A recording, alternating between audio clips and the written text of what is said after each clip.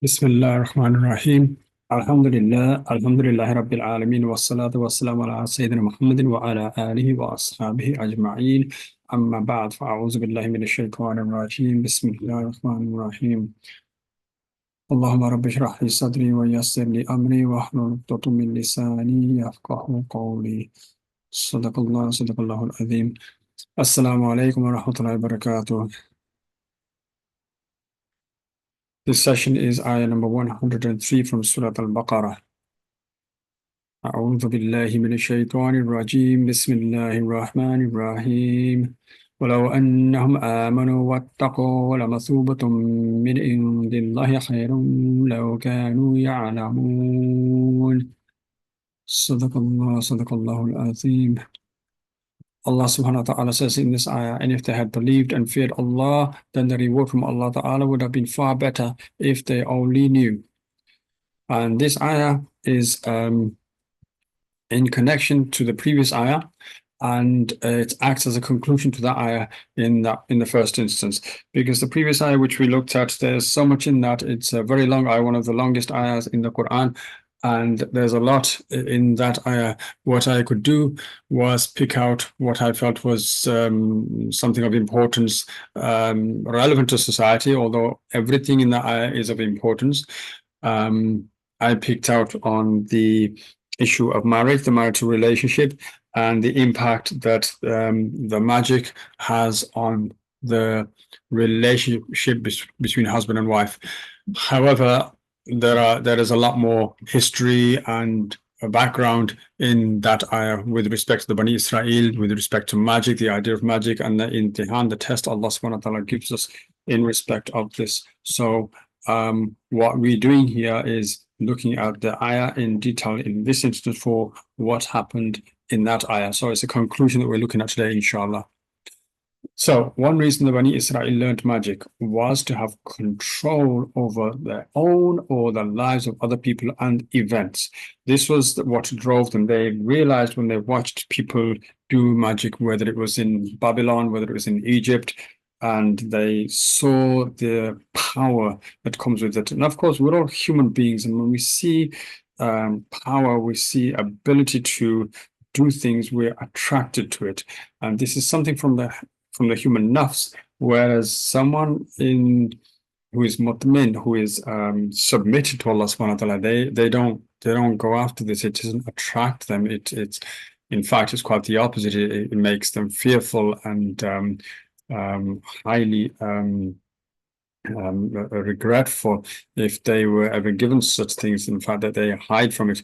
And this is in terms of this is very much in the lives of the Sahaba when they were given ranks, when they were given positions of leadership, they would stay away from it. In the classical stories about the Khulafa Rashidin themselves, in each case, they didn't want the leadership role, but they had to be pushed into it. So magic is like that in principle. It's a form of power. It allows you to control other people's lives. It allows you to impress people. It allows you to create submission to yourself from others because of what ability you have. So amongst the Bani Israel at that time, there were many people who were away from the iman of what they supposed to have with Musa alayhi salam, what Musa alayhi salam brought for them. So they were very nafsi, and they wanted to have that control. So they saw what it did with the magicians in the time of Pharaoh. They saw what it did with the magicians in Babylon, and what they wanted was to have similar power. So they would then have control over other people's lives. They can control their own lives. They can make lives better for themselves. They can do things that they wanted to, which was obviously based upon their ego, their nafs. So it was greed, it was selfishness, it was spite, it was whatever it was that made them want to be greater and better than other people.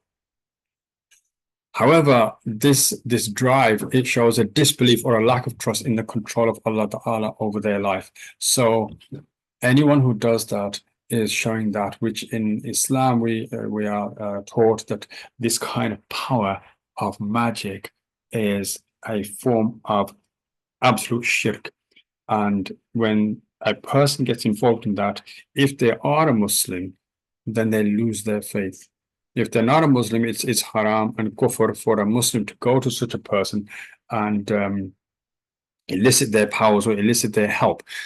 But for a Muslim, to a believer, to actually take this on board himself or herself to learn it and then start to practice it is a form of kufr or shirk, that the extent of which is such that the person loses their iman, they are no longer Muslim, number one. And number two, if they die in that state, there is no forgiveness for them.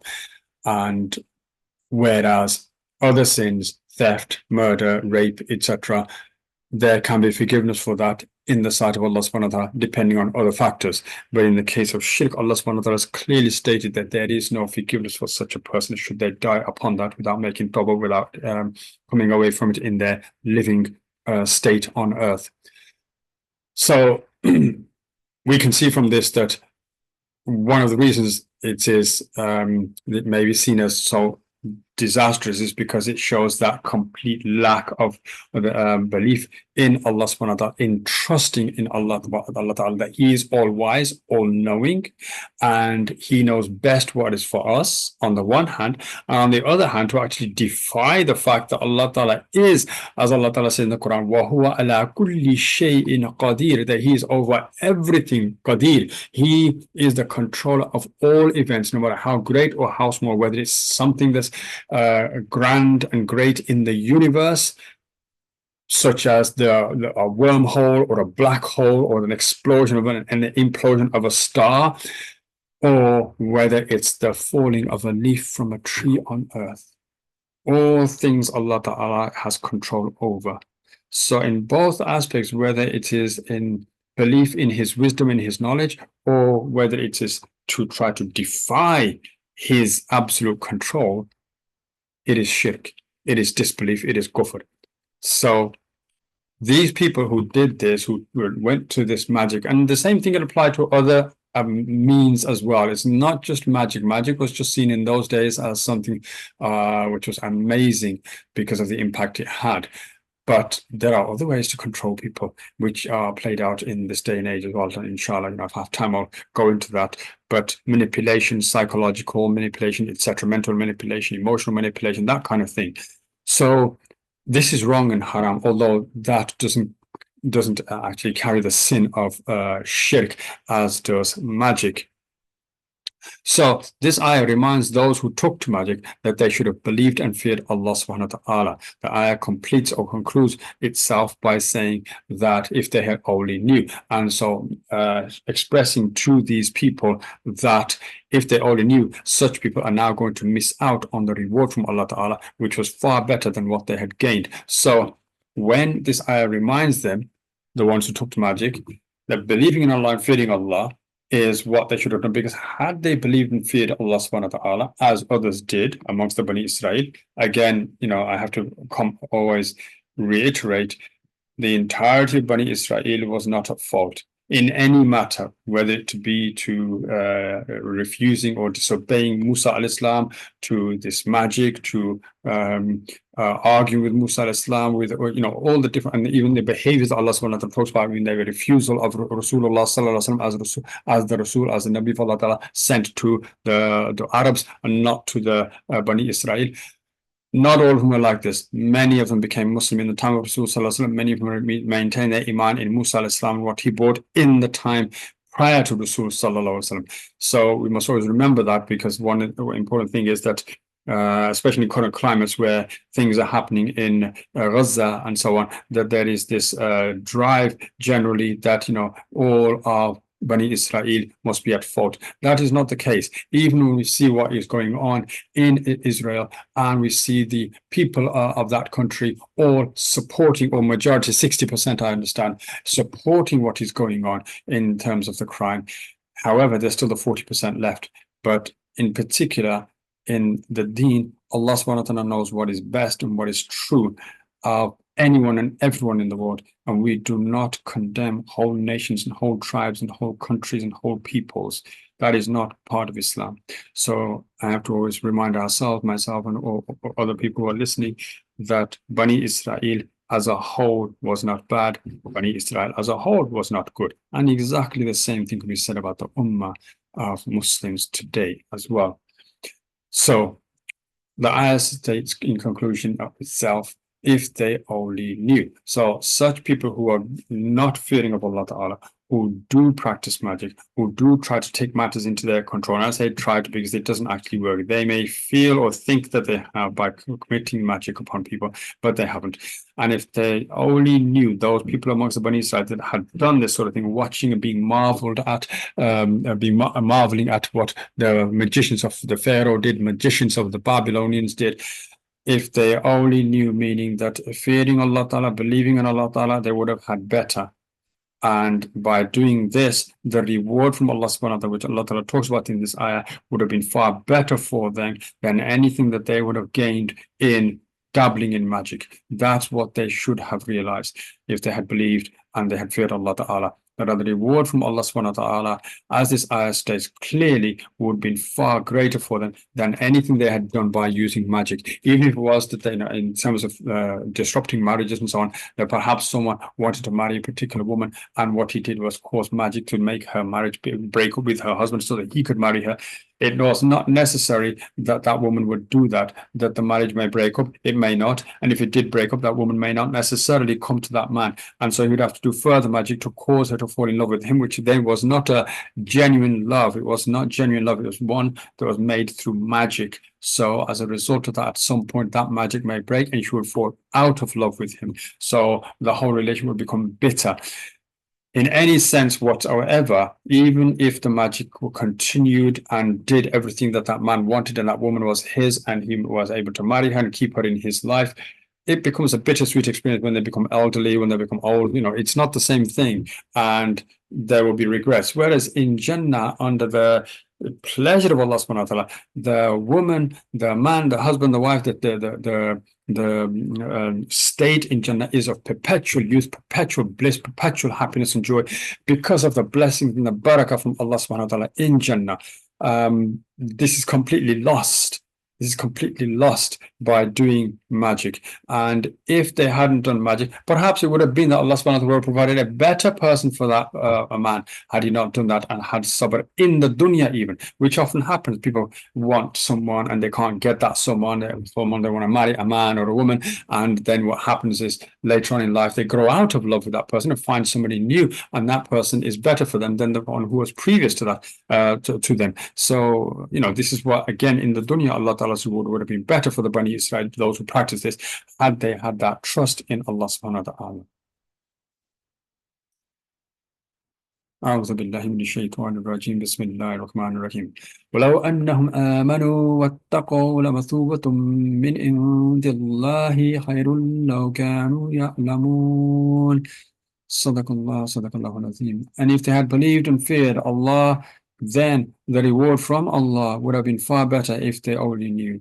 So now to look at the same ayah in terms of our own situation today, because as I've often maintained, and that's what this program, this whole course is about taking each and every single ayah, looking at it in its context, and then looking at it, what is the sabak, the lesson derived from it for us today, which is what the Quran is about. The Quran is not a book of just history or science or technology or whatever marvels, of which there are plenty. Those are just part and parcel of what the Quran is in its wholesome, in its majesty, in its grandness. But its final and most highest objective is to guide us. It is hidayah, as Allah subhanahu wa ta'ala said in the opening ayah of Surah Baqarah, which I have dealt with in the first few lessons of this course, that it is huda lil muttaqin. So it is guidance. That's its purpose. So every single ayah, we have to take its particular lesson for us, because every single statement of Allah subhanahu wa ta'ala contains something for us. And we have to find that something. And then it's not just that something, maybe in many layers. And so I can only point out what comes to my mind, alhamdulillah.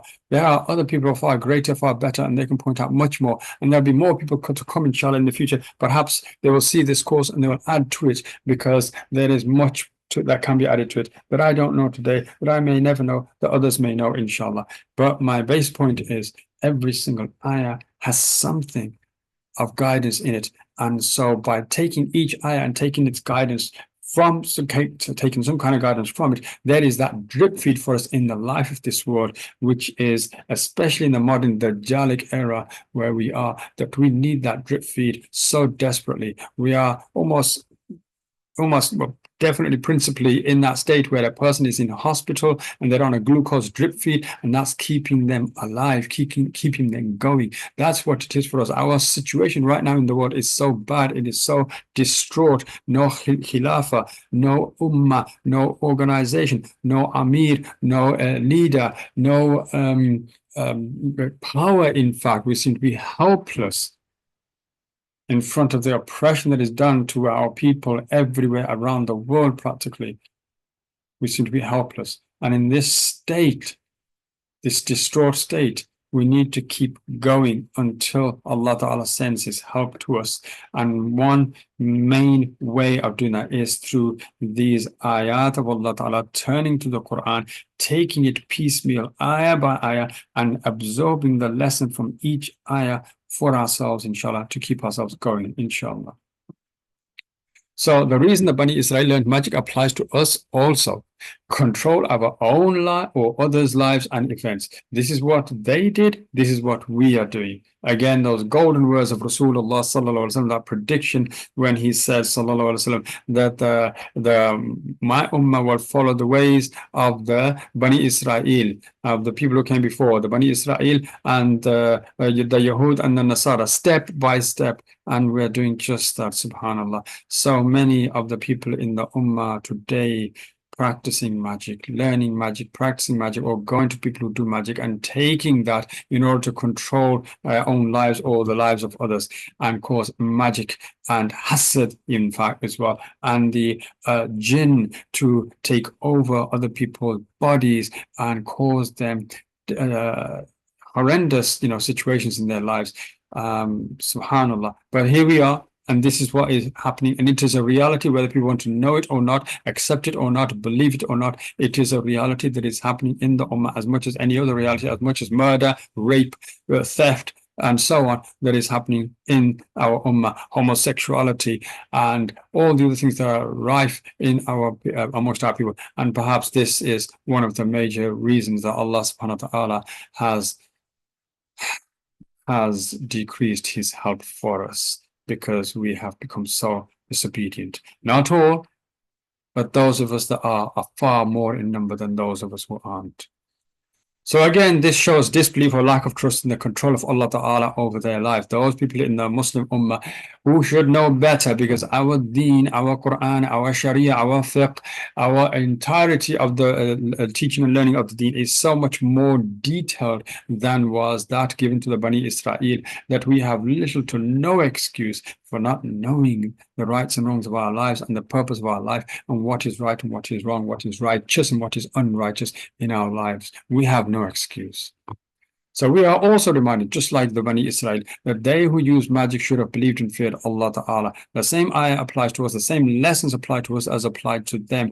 Because had those Muslims who done these things believed and feared in Allah Ta'ala, like though many who have and do believe in Allah Subhanahu wa Ta'ala, submit their will to Allah Ta'ala, the difficulty they go through in their life, they submit to Allah Ta'ala and give shukr to Allah Ta'ala for whatever they have and whatever they don't have, whatever is given, whatever is taken. They give shukr to Allah Ta'ala that they could have had less, or they could have had more taken away. They could have had less to have, or they could have had more to be taken away. They give shukr to Allah Ta'ala that it is what it is, and it wasn't less or more in terms of whether it was a barakah, a blessing, or in terms of whether it was something taken away from us. Those people who submit to Allah Subhanahu wa Ta'ala submit to Him in this manner and give shukr to Him and put their trust and reliance in Him. But whatever you want, Ya Allah, however you want, we belong to you. Inna lillahi wa inna ilayhi rajiun. We belong to you, we return to you. So you have the right, you have the prerogative, you can do what you want to us. The greatest gift we have is existence itself. We exist. Isn't that enough that we exist, that Allah subhanahu wa ta'ala has given us a life? Before that, we did not exist. We were nothing to be mentioned of.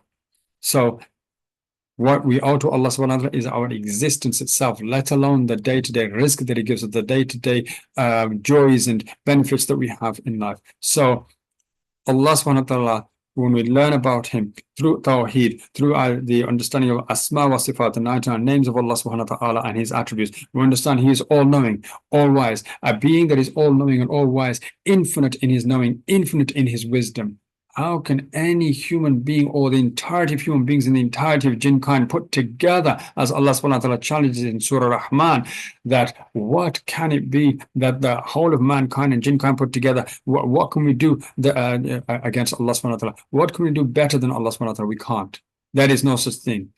So Allah subhanahu wa ta'ala asks that question, that which of my favors and benefits will you deny, that both of you, the jinn and the mankind, of the billions of humans and the billions of jinn put together, we cannot come up with anything better than Allah subhanahu wa ta'ala. So if that is the state we are in, then a believer absolutely with abject humility comes before Allah ta'ala. Whatever you wish, my Lord, my Khalik, my Malik, whatever you wish is best for me. Whatever I think, remove it from me. And that is our defense as believers against the temptations of magic or leadership or other things that we use to control, manipulate people, which I wanted to go into a little bit more now, which is, I mentioned previously, psychological, emotional, mental, but there are other things. For example, financial. People manipulate one another, control one another using money. So much of prostitution and pornography is built upon that. People are human trafficked, people are enslaved, people are tortured, people are blackmailed, and so on. So there are many ways to control and manipulate the lives of other people and try to be in dominance over them.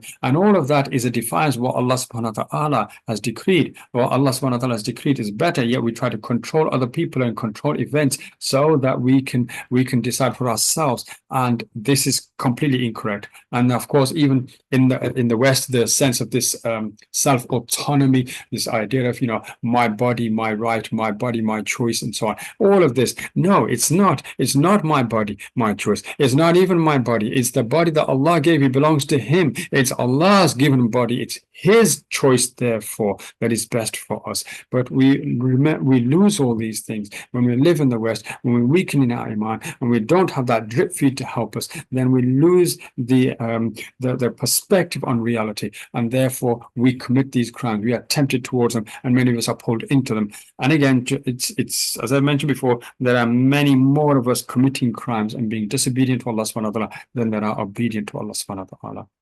And again, the believers are those who, they understand this part of the ayah. If they only knew, for the believers, it is very different to the disbeliever or the fasik, the sinner in Islam, who is blinded by their drive for control, and they will regret their loss. And their loss is the loss in this life. As I mentioned before, especially in the context of marriage, it is usually about jealousy, it is about selfishness, it is about wanting to marry some woman or man. So a woman will do magic or a man will do magic to gain that person and break their marriage up in order for them to gain that person.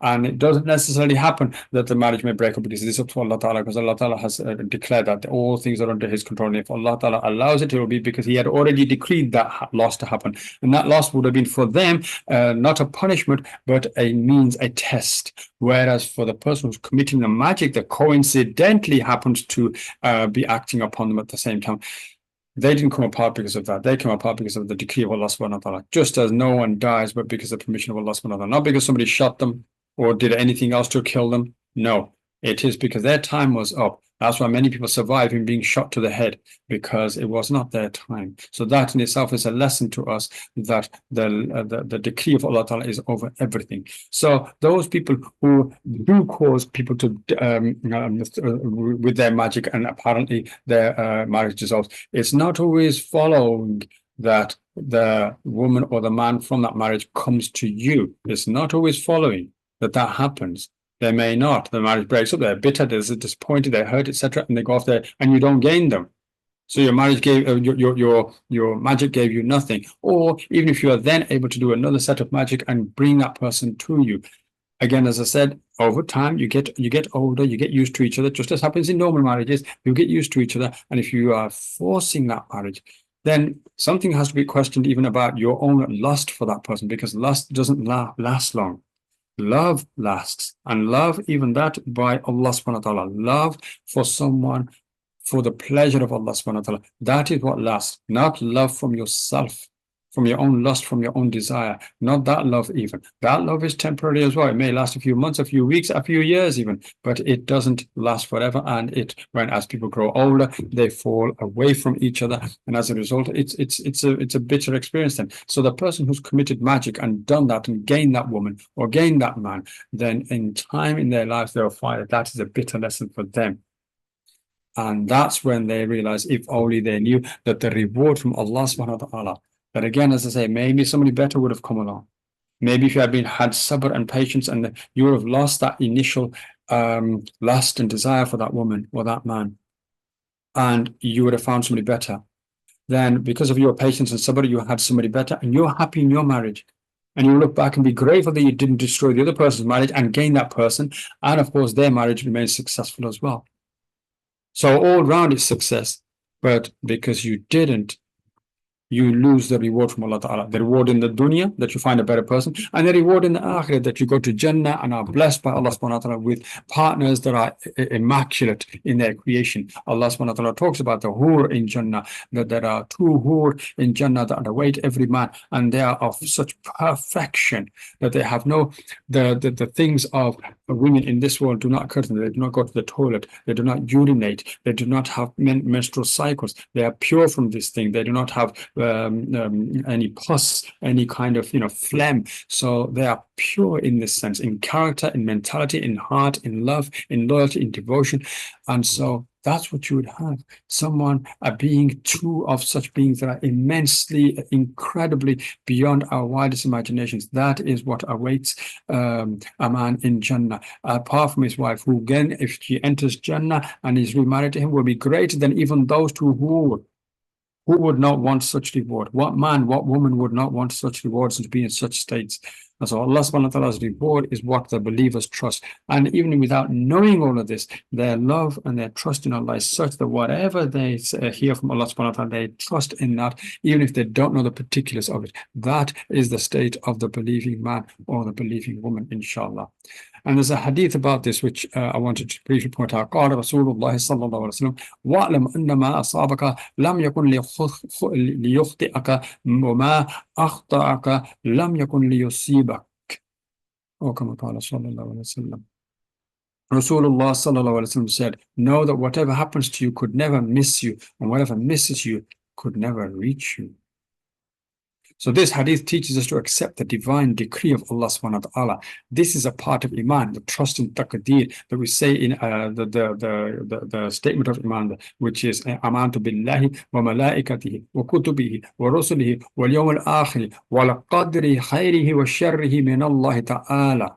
That the taqdeer of Allah Ta'ala, whether we like it or not, whether it's good or bad, whether it's testing or rewarding, all of it is from Allah Subhanahu wa Ta'ala. So what hits you or misses you is already decreed from the wisdom of Allah Ta'ala. What you gain in life, what you lose in life is already decreed for you from the wisdom of Allah Ta'ala. And because it's from the wisdom of Allah Ta'ala, it is for our best. It can never be for our loss. So those who practice magic should know Allah's plan is best for them. Allah's plan is best for them. Allah's plan is best for them. No matter what you do in life, accept and submit to what Allah has given you, and that will be the best for you. Anything you try to control yourself and manipulate is not only going to cause harm and damage to others, but to yourself as well, ultimately.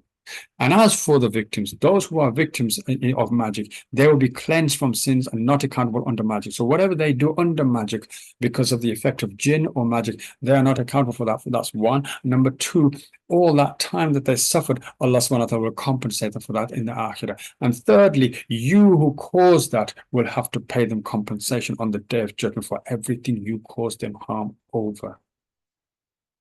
So belief in the taqdeer, the good and the evil of it, is a fundamental part of our iman.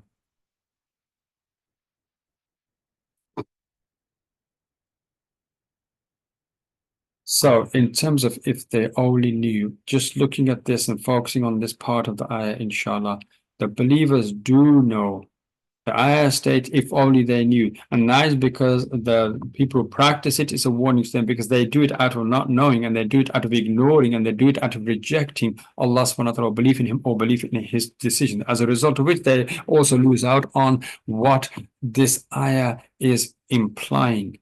And that is the greatness and the grandness of the reward from Allah subhanahu wa ta'ala. Whereas the believer who is submitted to Allah subhanahu wa ta'ala, who has believed in Allah ta'ala, who puts his trust in Allah ta'ala, who accepts and loves what Allah ta'ala decides for them, and the difficult part as well as the easy part, for that person, for them, if they only knew, is one where they do know or they do realize to some extent that it's going to be grand, it's going to be great what Allah gives to us. And everything I suffer is well worth it. In fact, the more I suffer, the more I know the greater the reward is that is coming for me, that is held for me. So being in that state, the believers, they do know, and so they are always accepting Allah's decree and desire the reward from Allah Ta'ala. That's what they want. Whatever Allah Ta'ala wants for them is what they want. They put their desires and their wishes and their hopes in line and in tune with the decree of Allah subhanahu wa ta'ala. Sort of kind of almost saying in the sense that, Ya Allah, let me wish, let me want what you wish, what you want. Let my wishes and desires, let my drive and my concerns and my aims and objectives be in line, in accordance with what you want for me. I don't want to decide for myself. Let you decide for me. Let you bring it about for me. Let you take me. I am yours. I belong to you. I submit to you. Take me where you will. Guide me where you will. And do with me as you will. That is the submitting believer. And when a believer submitting in this manner has this relationship with Allah subhanahu wa ta'ala, then he or she has indeed connected with the divine. May Allah subhanahu wa ta'ala give us tawfiq to understand, to benefit from this, inshallah. Subhanakallahumma wa bihamdika ashhadu an la ilaha illa anta astaghfiruka wa atubu alayk.